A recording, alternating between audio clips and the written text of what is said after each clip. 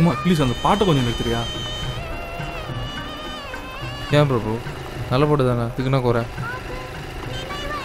தெரில, ஏதோ ஒரு மாதிரி இரிட்டேட்டிங்காக இருக்குது. ப்ளீஸ் வேறு பாட்டாவது. ஓகேவா?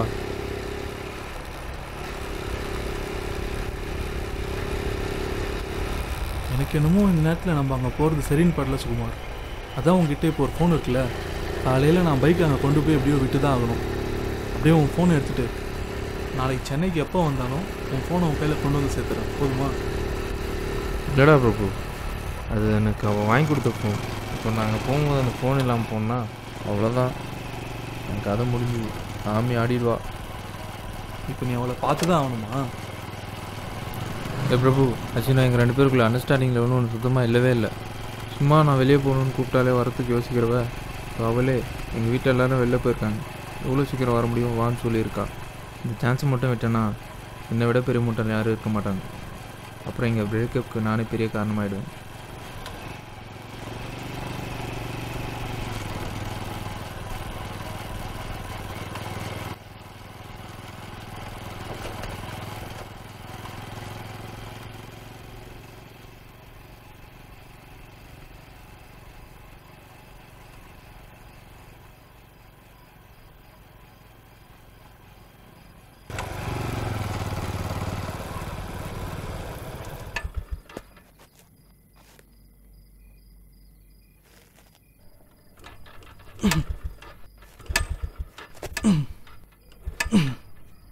என்னடா ஆச்சு? ஏய், ஐயோ, இங்கே வந்து நிற்கணும்.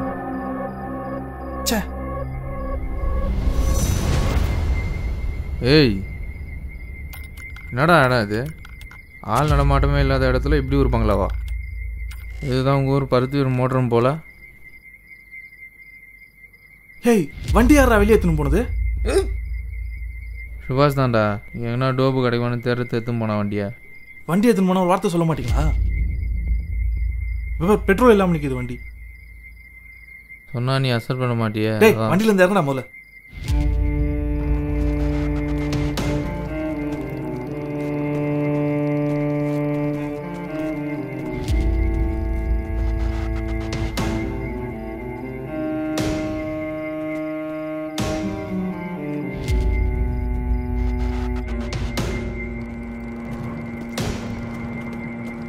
ஏய், எங்கடா கூப்பிட்டு போகிற?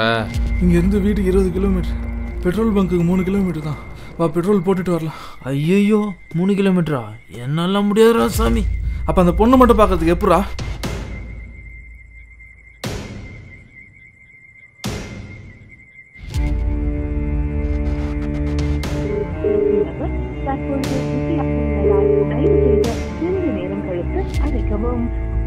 व्यक्ति को कॉल कर रहे हैं वो इस समय को प्रयास करेंगे। The person you are trying to reach is unable to take your call at the moment.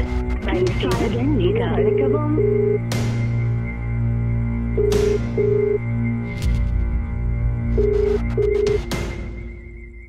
Hello sir. Sir, நான் பிரபு பேசுகிறேன் சார். நானும் சுகுமார் இங்கே வந்துட்டு இருக்கும்போது. பிரபு, சாரி பிரபு, காலையில் பேசலாம். Now I am not studied to speak with you. Sir, at least நம்ம பசங்க யாருன்னா பக்கத்தில் இருந்தா. நம்ம பசங்களா எல்லாம் மாட்டியா இங்கே பத்துனுங்கிறானுங்க. Please understand my situation. Sorry. சாரிம்மா, சாரி. சே,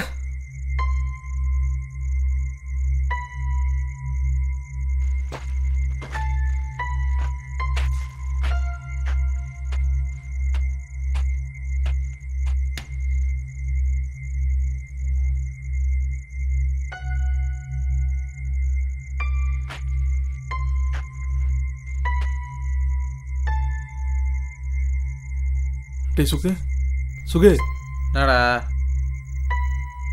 எனக்கு நீ ஒரு ஹெல்ப் பண்ணணும்டா. ஹெல்ப்பா? என்னடா ஹெல்ப்பு? இப்போ நீ ஆளை போய் பார்க்கணுமா வேணாமா? போகணுமாவா? கண்டிப்பாக போகணும்டா. பின்னதுக்கு இங்கே வந்தது? சரி, அப்போ நான் உன்னை இங்கே விட்டுட்டு போய் பெட்ரோல் வாங்கிட்டு வரேன். பட் ஒரே ஒரு முக்கியமான விஷயம், நான் இங்கேருந்து போனதுக்கப்புறம் இந்த இடத்த சுற்றி எங்கேருந்து என்ன சத்தம் வந்தாலும் நீ இந்த இடத்த விட்டு ஒரு அடி கூட நகர மாட்டேன்னு எனக்கு ப்ராமிஸ் பண்ணும். சத்தமா? என்ன சத்தம்டா? அதெல்லாம் நான் அப்புறமா சொல்கிறேன்டா. நான் கேட்டதுக்கு மட்டும் பதில் சொல்லு. இல்லைனா விடு, 2 பேரும் இங்கேயே பார்த்துட்டு காலையில் ஏந்து போகலாம். சரியா? இங்கே வா. டேய், நான் அவ்வளோ பார்க்க போகணும்டா. ப்ளீஸ்டா. என்ன சத்தம் கேட்டாலும் நான் போக மாட்டேன். போதுமா? டேய், இது விளையாட்டு விஷயம் இல்லைடா, சொல்லிட்டேன். நான் போக மாட்டேன்டா பிரபு. என்னன்னா அவன் மேலே ப்ராமிஸ் பண்ணுமா? அப்பயாச்சும் நம்புறியா?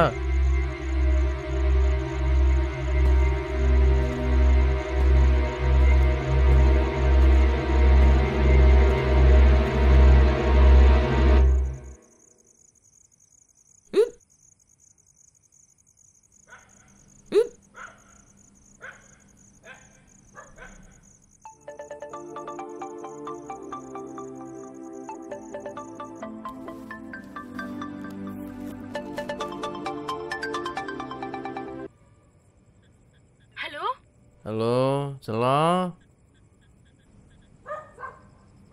என்னாச்சு?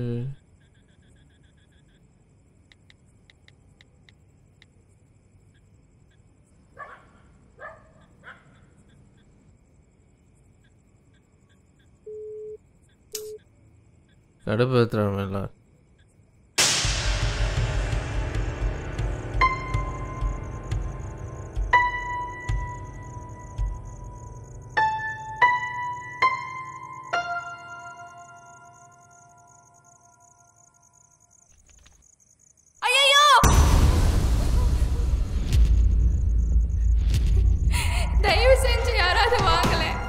ப்ளீஸ் சத்தம் கேட்ட மாதிரி ப்ளீஸ் உங்களை கெஞ்சி கேட்குறேன். பெக்யூ ப்ளீஸ் என்ன விட்டுடுங்கய்யா. அக்ஷிதா பஸ் மாதிரியா இருக்கு.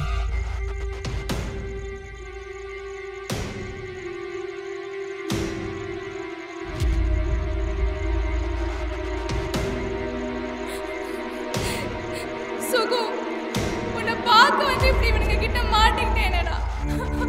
சுகு,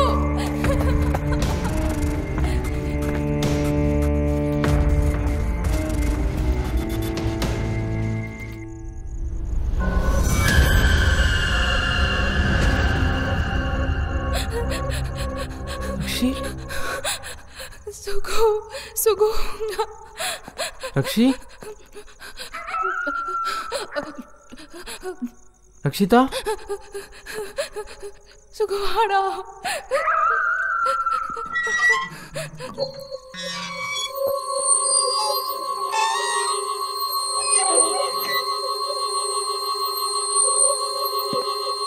ரக்ஷிதா, ரக்ஷிதா,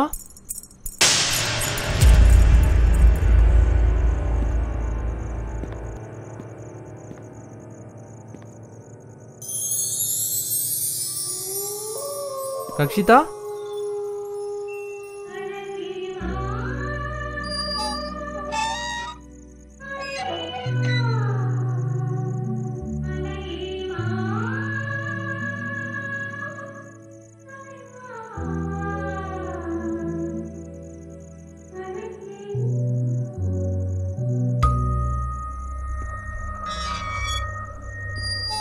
ரக்ஷிதா, ரக்ஷிதா,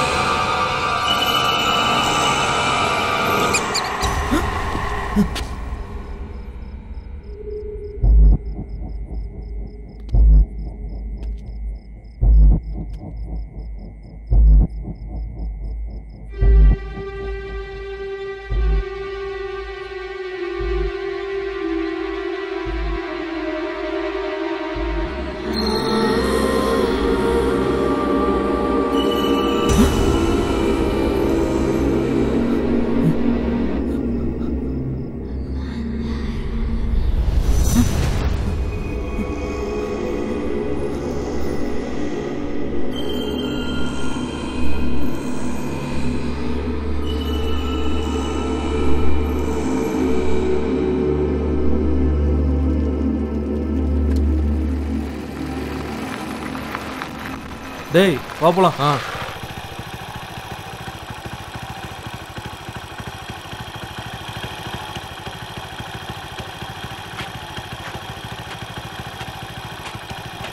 என்னடா ஒரு மாதிரியா இருக்க? அதெல்லாம் ஒன்றும் இல்லை, முதல்ல போகலாம் வா.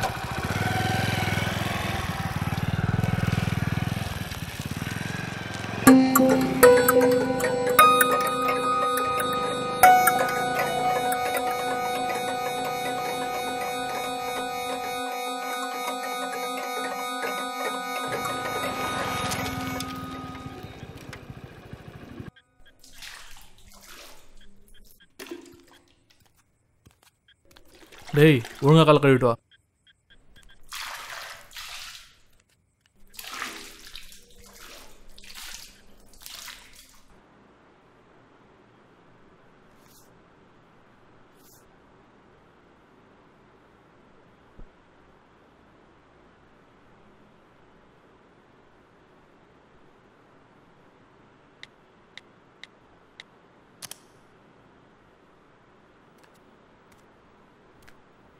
என்னடா ட்ரெயினுக்கு இன்னும் 1.5 மணி நேரம் தான் இருக்குது. பக்கத்தில் தான் ரயில்வே ஸ்டேஷன். இன்னும் ஒரு 1/2 மணி நேரம் கழிச்சு கிளம்பலாம். உனக்கு ஒன்றும் பிரச்சனை இல்லைல்ல? பிரபு, எனக்கு ஒரு விஷயம் தெரிஞ்சாகணும். என்ன விஷயம்டா சொல்லு. நீ போனதுக்கப்புறம் அங்கே என்ன சத்தம் வந்தாலும் அங்கேருந்து நகரக்கூடாதுன்னு எதுக்கு சொன்னேன்? அங்கே எதுனா சத்தம் கேட்டுதா? ஆமாம். டேய் அந்த இடத்த விட்டு போனியா நீ? இல்லைடா. டேய் உண்மையை சொல்லு. டேய் நான் தான் போகலன்னு சொல்கிறேன்ல, சத்தம் மட்டும் கேட்டுச்சு, ரக்ஷிதா வாய்ஸ் மாதிரியே. அவள் அங்கே இருக்க சான்ஸே இல்லைன்னு எனக்கு தெரியும். அது அவ்வளோ சாதாரண வாய்ஸும் இல்லை. தயவு செஞ்சு சொல்லு, யாரோட குரல் அது? எதனால் அந்த இடத்த விட்டு போக வேணாம்னு சொன்னேன்? இப்போ வர வழியில் நீ பார்த்தல ஒரு வீடு, அது சாதாரணமான யாரோ ஒருத்தரோட வீடு இல்லை, சிங்காரியோட வீடு. சிங்காரியா? சிங்காரி 45-50 வருஷத்துக்கு முன்னால் உல்லாச மன்றன்ற பேரில் அங்கே ஒரு வேசி மடம் இருந்திருக்கு. வழக்கமாக நம்ம தமிழ் சினிமாவில் வர மாதிரி அங்கே தொழில் செஞ்ச ஒவ்வொருத்தர் பின்னாலேயும் ஒரு கதை இருந்திருக்கு. அப்படி ஒரு கதையோட தான் அங்கே வந்திருக்கா ஒருத்தி. கழட்டி விட்டு போன காதலனால கர்ப்பம் வழி மாதிரி வந்த குழந்தையோடு நின்று பெற்றவங்களை அவமானப்படுத்தாமல் தன்மானத்தை விட முடிவு பண்ணி வழி தவறி இங்கே வந்தவ தான் அவள்.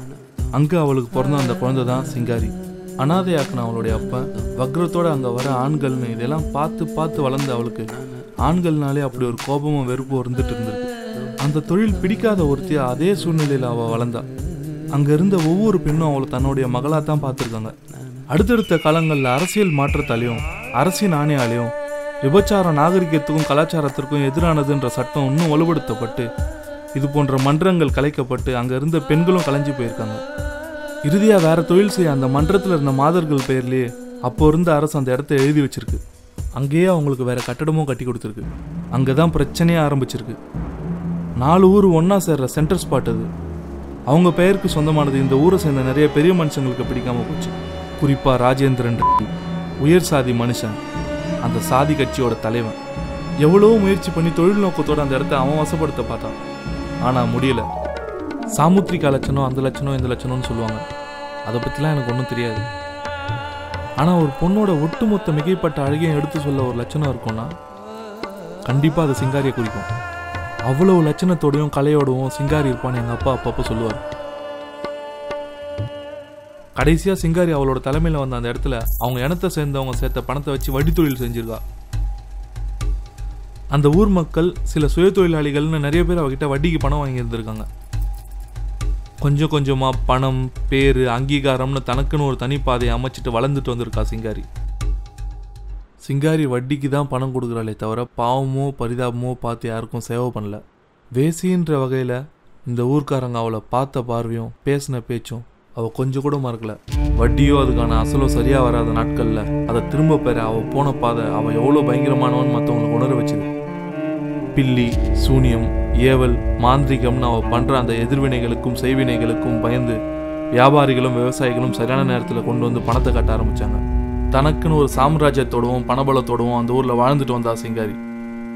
தான் வாழற ஊரில் ஒரு வேசி வழி வந்து எப்படி ஒரு செல்வாக்கோட வாழறது பிடிக்காத ராஜேந்திரன் அவங்க ஆளுங்களை வச்சு எவ்வளோ சூழ்ச்சி பண்ணி அவளை கவுக்க பார்த்து முடியாமல் போச்சு. அந்த இடத்த எப்படியாவது அவன் வசப்படுத்தணுன்ற அவனுடைய ஒவ்வொரு எண்ணமும் தோல்வியில தான் கொண்டு வந்து நிறுத்துச்சு. ஆண்னு சொன்னாலே வெறுத்து ஒதுக்கி கோபத்தை காட்டின சிங்காரி 1000 ஆணுக்கு சமமானவ. எந்த ஒரு விதத்துலேயும் ஒரு கம்பீரமான ஆணுக்கு குறைஞ்சவ இல்லைன்னு அவன் நிரூபிச்சா. அப்படி ஒரு விதமான பயம் இந்த ஊர்க்காரங்களுக்கு அவன் மேலே இருந்துகிட்டே இருந்திருக்கு. அந்த நேரத்தில் தான் பூக்கடையிலேருந்து உதவின்னு வந்து சிங்காரி முன்னால் நின்னா ராயன். அம்மா அப்பா ஆதரவு இல்லாதவன்ற வகையில் அந்த மன்றத்தில் அவனுக்கு வேலையும் இடமும் கிடச்சிது. சிங்காரியோட வட்டி பணத்தை சரியான நேரத்தில் போய் வாங்கிட்டு வர வேலையை தான் அவன் பார்த்துட்டு இருந்தான். ஒரு பக்கம் எப்படியாவது வழி கிடைக்காதா, சிங்காரியை துரத்தி அந்த இடத்த பிரிச்சிட மாட்டோமான்னு காத்துட்டு இருந்தான் ராஜேந்திரன். நாட்கள் அப்படியே போச்சு. என்னதான் ஆணுக்கு சமமானவன்னாலும் அவளுக்குன்னு ஒரு ஆணோட துணை தேவைப்படாதான். தன்னை விட 10 வயசு சின்னவனான ராயனுக்கும் அவளுக்கும் இடையே ஒரு உறவு ஏற்பட தொடங்கியிருக்கு.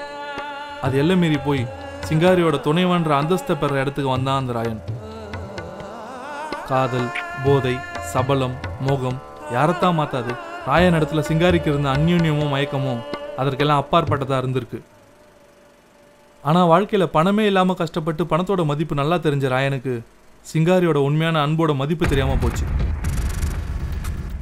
அதே பணத்தை ராஜேந்திரன் கிட்ட வாங்கிட்டு சிங்காரிக்கு பெரிய துரோகம் பண்ணவன்ற பழியோட அவளை ஏமாத்திட்டு அங்கேருந்து போயிட்டான் ராயன்.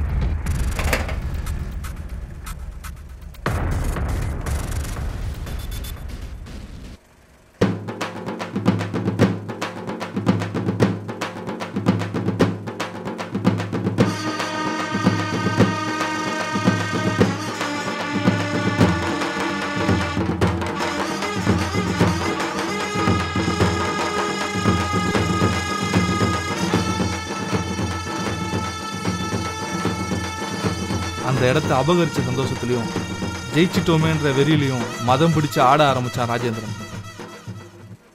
அந்த இடத்த இடிச்சு வேற கட்டடம் கட்ட முடிவு பண்ணி ஊரறிய சிங்காரியோட மயிரை பிடிச்சி அங்கிருந்து அவளை வெளியேற்றினான்.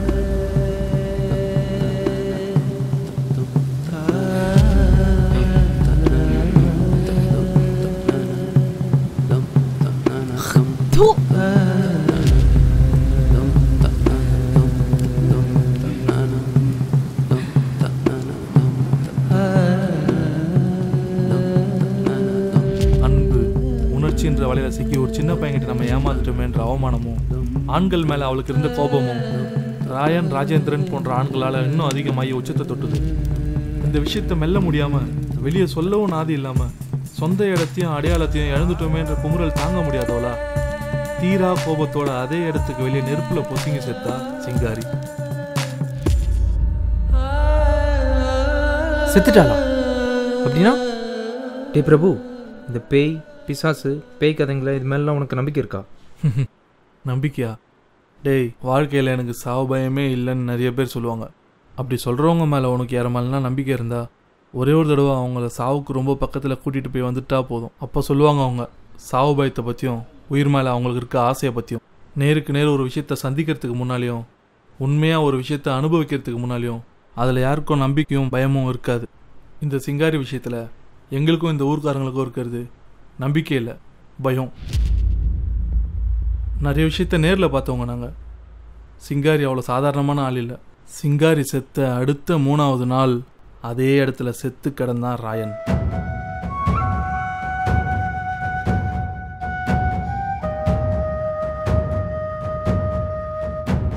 அடுத்த சில நாளில் ராஜேந்திரனும் அதே மாதிரி மர்மமான ஒரு வடுவோட செத்து கிடந்தான். கொஞ்சம் கொஞ்சமாக அவன் ஆளுங்களும் ஒவ்வொருத்தனா செத்து குவிஞ்சிருக்கானுங்க. எல்லாருக்கும் அப்படி ஒரு அதிர்ச்சி. ஆனால் நடந்த அந்த மரணங்கள் எல்லாம் ராஜேந்திரனோட ஆட்களோட நிற்காம போனது தான் எல்லாரையும் கதி கலங்க வச்சுது. இப்போ நம்ம வந்தோம்ல ஒரு மடு வழியா, அந்த வழியில் தான் நைட்டு மோட்டார் சைக்கிளில் இந்த ஊருக்காரங்க வேலையை முடிச்சுட்டு வீட்டுக்கு வருவாங்க. பாலத்துக்கு பக்கத்தில் நின்று அவ்வளோ அழகான ஒரு பொண்ணு லிஃப்ட் கேட்குமா. ராத்திரி நேரம் பாலத்தில் நிலா வெளிச்சத்தில் ஒரு அழகான பொண்ணு தன்னந்தனியாக நின்று லிஃப்ட் கேட்டால் எந்த ஆம்பளுக்கு தான் மனசு இறங்காது சொல்லு. ஆனால் இறங்க போகிறது அவங்க உசுரந்தான்னு அந்த நேரத்தில் அவங்களுக்கு தெரியாது. ஏமா இந்த ஊர் பொண்ணாமா நீ? இதுக்கு முன்னாடி நான் உன்னை இங்கே பார்த்ததே இல்லையே. ஏமா வேகமாக ஓடி போய் பார்த்தவங்க அந்த ஸ்பாட்லேயே காலி ஆகிடுவாங்களாம்.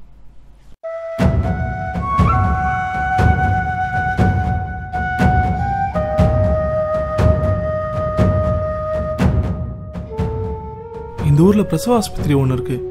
அதுக்கு பக்கத்தில் கை குழந்தையோட ஒரு அம்மா ஆட்டோக்காக நிற்குமா. பரிதாபப்பட்டு ஆட்டோவில் யாருன்னா அவளை ஏற்றிட்டா போதும்.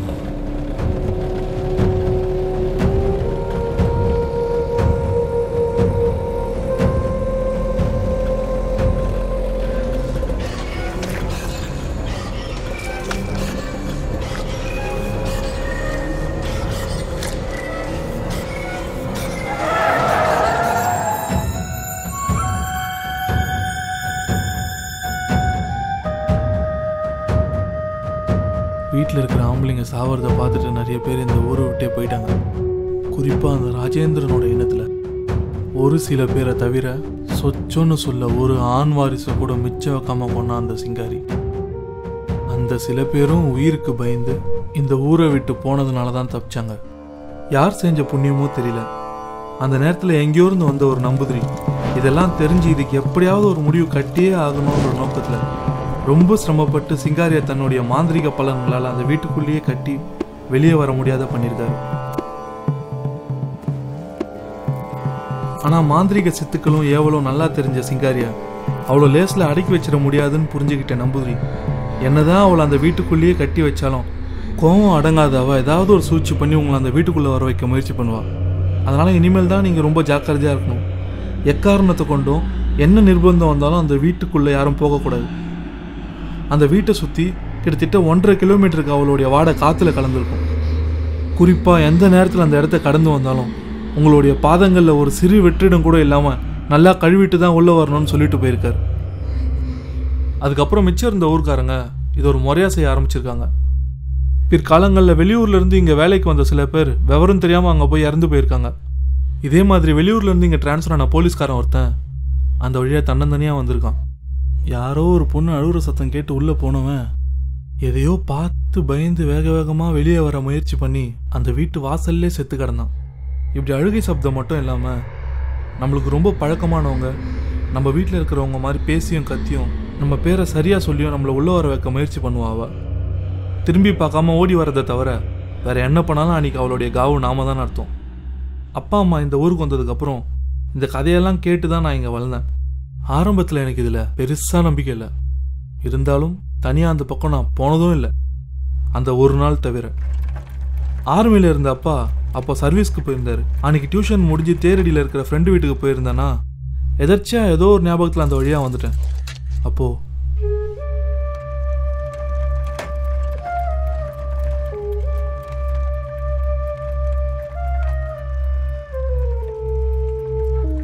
பிரபு பிரபு எங்கடா போற?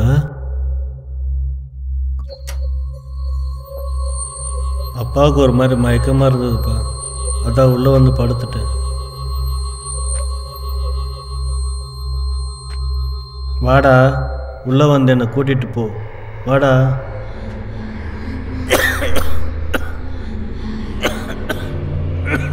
அம்மா குரல் கேட்டாலும் அப்பா குரல் கேட்டாலும் யார் குரல் கேட்டாலும் என்ன நடந்தாலும் அந்த வீட்டுக்குள்ளே மட்டும் நீ போகக்கூடாது, சரியா? பிரபு, டேய் பிரபு, வாடா டேய். இது நான் வீட்டில் சொன்னதுக்கப்புறம் எங்கள் அம்மா ரொம்ப பயந்துட்டாங்க. அப்போ ஊரை விட்டு காலி பண்ணிட்டு போனவங்க தான் நாங்கள். 16 வருஷத்துக்கு அப்புறம் நீங்கள் பேச்சுலர் பார்ட்டி கேட்ட ஒரே காரணத்தினால தான் எங்கள் வீட்டுக்கு தெரியாமல் இப்போ நான் உங்கள் கூட இங்கே வந்திருக்கேன். இங்கே வந்தால் நீங்கள் சரக்கு அடிப்பீங்க, அமக்குளம் பண்ணாமையும் இருக்க மாட்டீங்க. இந்த விஷயம் நேராக எங்கள் வீட்டுக்கு போகும் தான் உங்களை ரூம் எடுத்து ஹோட்டலில் தங்க வச்சேன். இப்போ தெரியுதா நான் ஏன் அங்கேருந்து உங்களை நகரக்கூடாதுன்னு சொன்னேன்னு?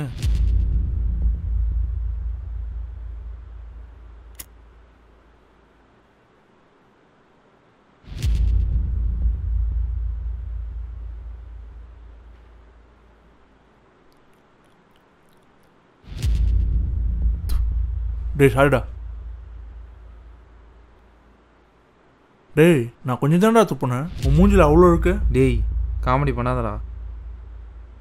டேய் ஒருவேளை நான் அந்த வீட்டுக்குள்ளே போயிருந்தா என்னடா இருக்கும்?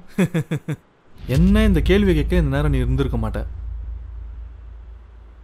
உள்ளே போனவங்க சில பேர் வெளியே வந்தும் செத்துருக்காங்க, வீட்டில் விஷயத்த சொல்லியும் செத்துருக்காங்க. ஆனால் சாவு கன்ஃபார்ம். என்ன உன் கூட வந்த பாவத்துக்கு இந்நேரம் என்னையை கொள்றதுக்கு முயற்சி பண்ணாலும் பண்ணியிருப்பான் அந்த சிங்காரி. உன்னையா? ஏன்? அவள் கொல்லணும்னு நினச்சிட்டு இருக்க ராஜேந்திரன் நினைத்துல மிச்சம் இருக்கிற ஆண் வாரிசில் நானும் ஒருத்தன்ல.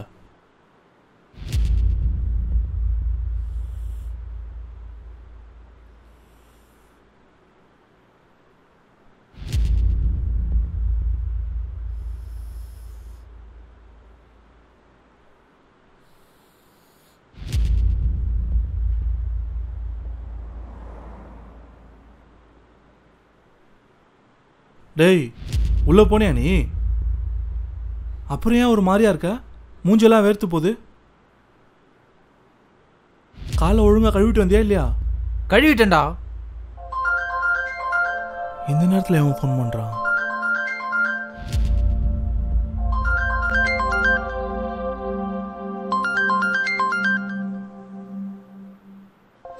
அன்போன் நம்பர்.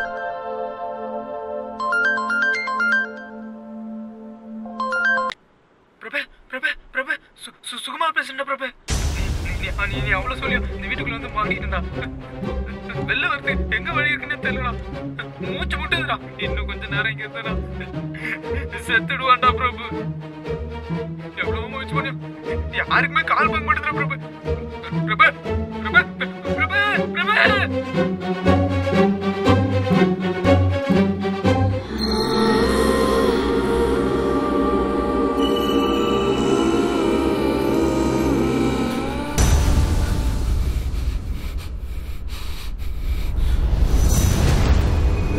சிங்காரி சிங்காரி இல்லடா, சிங்காரி.